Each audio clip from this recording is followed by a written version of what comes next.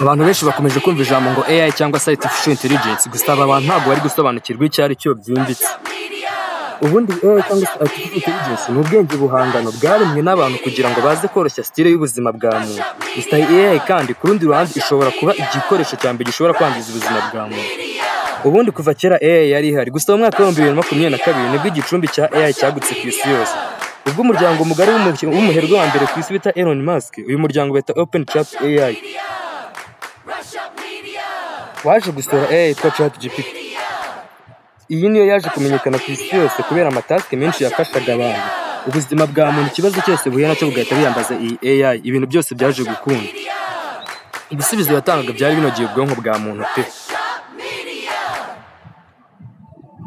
Gusa ikindi kandi hari ikindi gice cy'iyi AI gishobora kuza kikarimbura ubuzima bwa muntu kwa kundi utatekerezaga, bitewe na AI umuntu akaba yakoronizwa muri bya bintu utatekerezaga. Muri make rero izi AI zose ubona igice kimwe zishobora kugira ubuzima bwacu akamaro, gusa nanone ikindi gice zishobora kuba intwaro ya mbere izaza ikarimbura ubuzima bwa muntu. Abantu bose bagirwa inama yo kwitwararika kugira ngo batazisanga baraguye mu gatego k'izi AI cyangwa se artificial intelligence. Twese tugomba kwitwararika.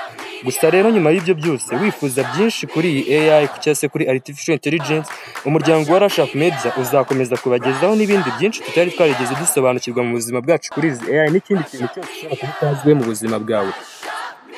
Icyo usabwa we ni ikintu kimwe gusa, no gukanda subscribe, hanyuma ukaza ugatanga igitekerezo cyawe hano muri comments. Igitekerezo cyawe utanze nicyo tuzagaruka ubutaha tukaganiraho, ukaza byenda wari warahishwe, byenda utari uzi neza ukaza ukabimenya neza. Rush Media,